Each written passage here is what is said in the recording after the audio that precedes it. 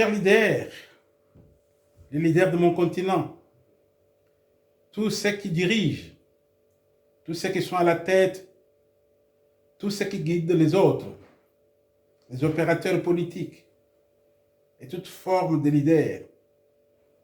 Nous avons parlé des qualités de leadership la fois dernière et nous voulons continuer à parler de certaines qualités de leadership.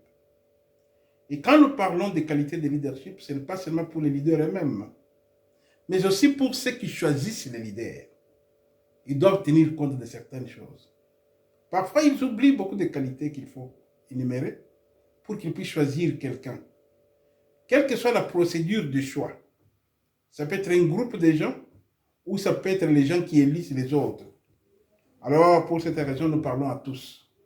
D'abord, vous qui choisissez les leaders, quelle que soit la manière dont vous allez les appeler, que ce soit les députés, le sénateur, le ministre, le président, le gouverneur, le PDG et toutes sortes de leaders que vous allez choisir.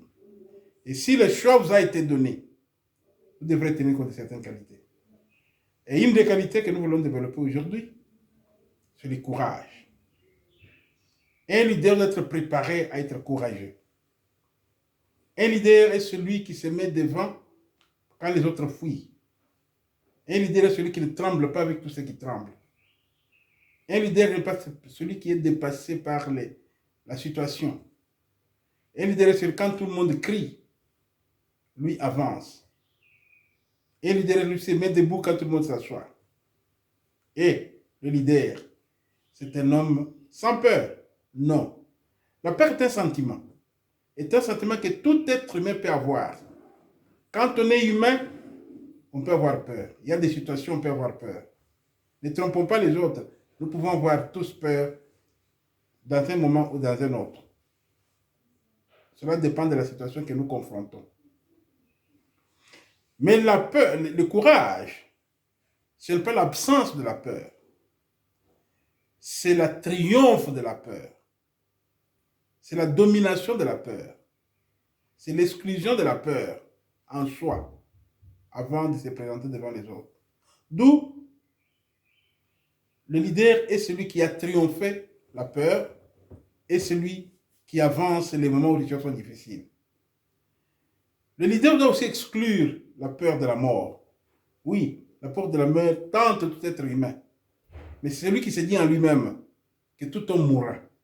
Même celui qui veut me tuer mourra. Pour cette raison, j'avance pour que la communauté soit sauvée.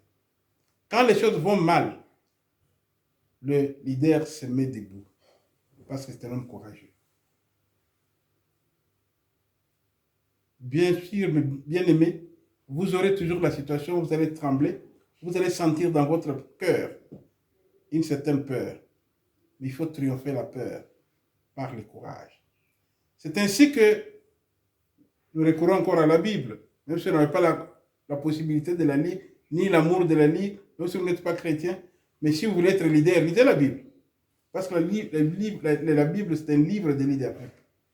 Alors, il y a dans la Bible David, le père de celui que nous avons cité hier, Salomon. Cet homme était encore enfant. Et il a vu l'ours et le lion venir manger le brebis qui lui protégeait. Son sens de responsabilité, doublé du courage et de la foi en Dieu, a fait qu'il puisse déchirer l'ours, lui qui était petit. Mais alors un jour, il suivait ses frères qui étaient en train de faire la guerre contre une puissance plus puissante qu'eux. Et ils sont restés plusieurs années en tremblant. Lui a pris ce courage en main. Quand les aînés et son roi disaient, tu es plus petit pour confronter cet homme expérimenté, il s'appelait Goliath, cet homme expérimenté qui a fait beaucoup de guerres, qui connaît toutes les tactiques de la guerre, qui connaît les stratégies de la guerre. Toi, un petit garçon, qu'est-ce qu'il va faire devant lui? Il va te couper en morceaux. Et lui-même lui a dit, qui on m'envoie devant moi? Je vais le couper en morceaux. Il a convaincu ses frères et son roi en leur disant, j'ai déjà tué l'ours et les lions, mais je ne peux pas laisser cet homme jouer avec le peuple de Dieu. Il s'est lancé et Goliath est tombé par terre.